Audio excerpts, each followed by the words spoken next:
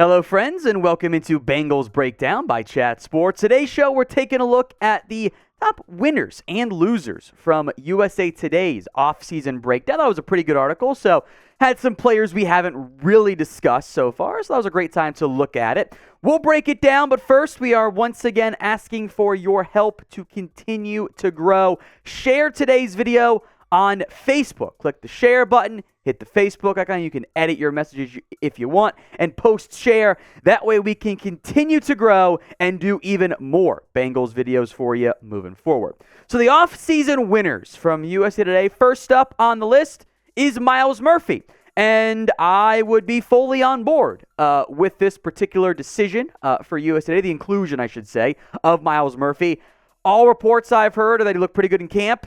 Impressed fellow passer Trey Hendrickson. Now, I will make note, we're not really going to get that great of a feel for Myles Murphy until training camp. Like, he looked good in minicamp and OTAs, but that's more like, how good of an athlete are you? And good news, Myles Murphy, as we've known since day one, is a really awesome athlete. He tested like one that was present on film in his time at Clemson. It's a matter of, can he be a bit more impactful than what he was earlier in his career at Clemson? He never quite put it all together, the traits and the skills to maximize his output and his production. Although he's made comments about how the defense for Cincinnati is a little bit easier, which I do think will benefit him in terms of making that impact. And he'll probably be asked to do easier things, not always have to set the edge. He can be more of a rotation piece and get prime matchups, etc. Because the Bengals have Trey Hendrickson. They have Simmer. They have Joseph Asai still. They have some players on that defensive end rotation.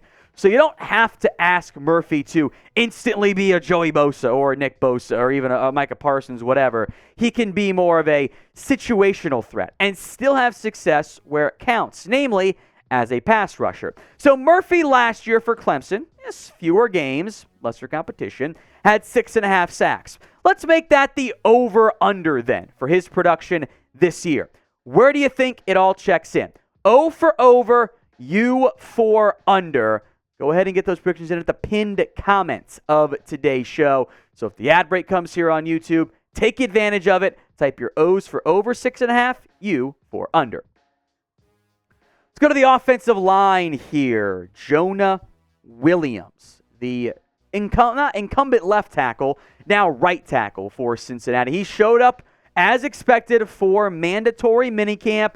Seemed to be on the way to rehab there. Now, look, Jackson Carman got some first-team reps at right tackle with Williams out. But the expectation still remains that Jonah Williams will be this team's starter at right tackle for Week 1 and maybe beyond this upcoming year. That's important for Cincinnati because, to be quite blunt, Williams didn't fare that well this past season.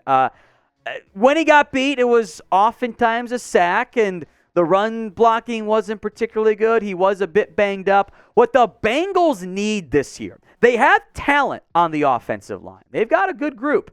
Now they need stability.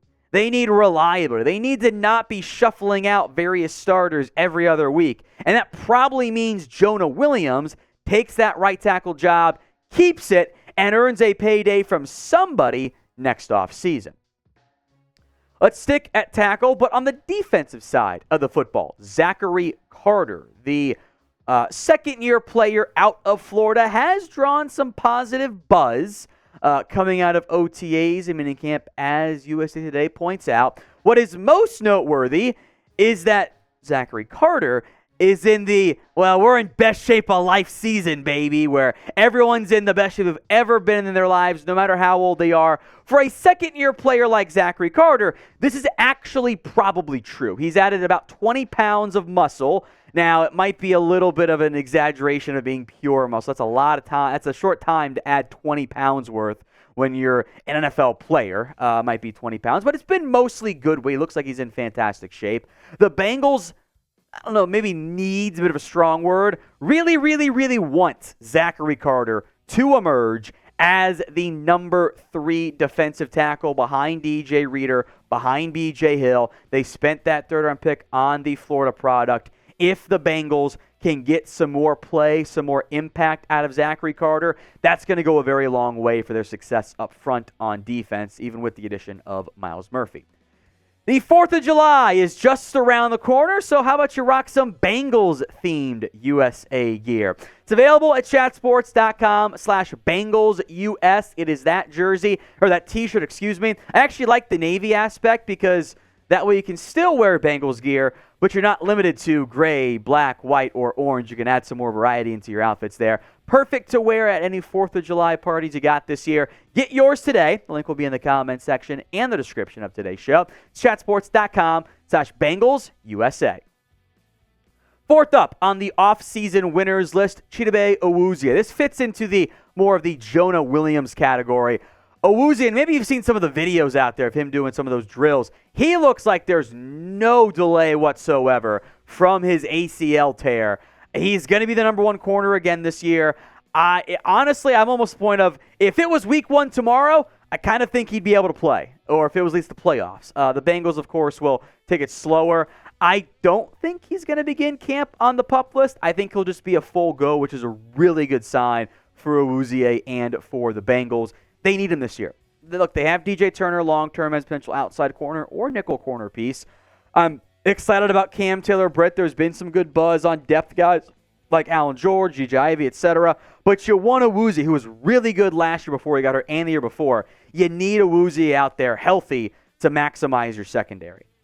Speaking of the secondary, Jordan Battle. Nick Scott was banged up, still recovering from his offseason surgery.